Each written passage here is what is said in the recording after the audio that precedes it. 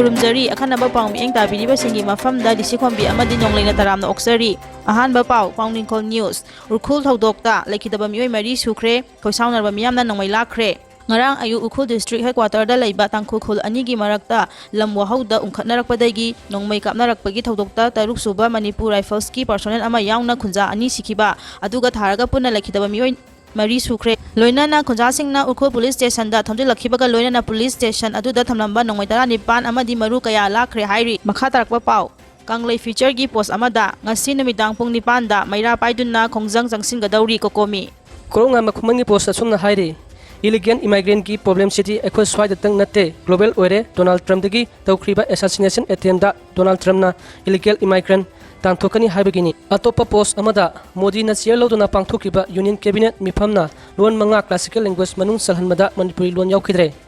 मणिपुरी राज्य सभा की MP लैसिमा छना जावबा अमसु Manipuri loan की मरी लेनबा लुपसिंगना लोन असिबु लेबा असिगी क्लासिकल लैंग्वेज की थाकता पुखतपा चलहनबा तक्सिनदुना लागलबसु ngarang prime minister Narendra Modi ना शेयर लोदुना पांथोखिबा यूनियन कैबिनेट मिफमना तोंगा तोंगानबा लोन मंगा क्लासिकल लैंग्वेज की थाकता चलहनबदा मणिपुरी लोन यावखिद्रे कैबिनेट मिफम असिना लोन मंगा असिगी मतंगदा लौखिबा वारेपसिंग फोंदोलदुना union minister Ashwini Vaishnaw ngasi फोंदोखिबदा कल्चर की ओइना टॉप टॉपा मसक लेजबा लेबा असिगी लोन की मसिंग पांथोक सक्थोहले मराठी पाली प्रकृत असमीज बेंगाली लोनबु एमजनिंगाई ओइरबा क्लासिकल लैंग्वेज की कैटेगरी दा चले हाइना फोंदोखरे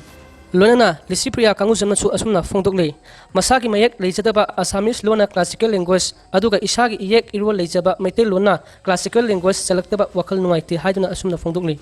अतोपा पाव अमना मैतै मचा अमा कुकी ताबा मखन विलेज फावरगा लेमखोंगदा चटनबा होनारंबा अमसु कलहौरे हाइरि मखा तारकपा पावदा मैतै अथौबगी पोस्ट असुनसु हाइरि हंदक्सी मैतै मचा यूथ सिंगसी कुकीना तरेंग लेबी तौरगा कौरब्रा कैनो कुकी लेबा मफमदा अंदुम चंगसिनदोय तौ लेरे हाइना फोंदोकली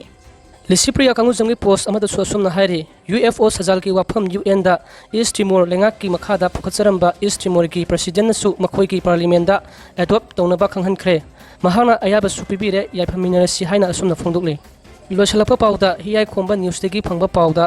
आराम मराल सिजनदुना करोड़ 2.5 लौथोकनबा होनरंबा NI की डिप्यूटी SP यावना मियोय 3 CBI ना फगतख्रे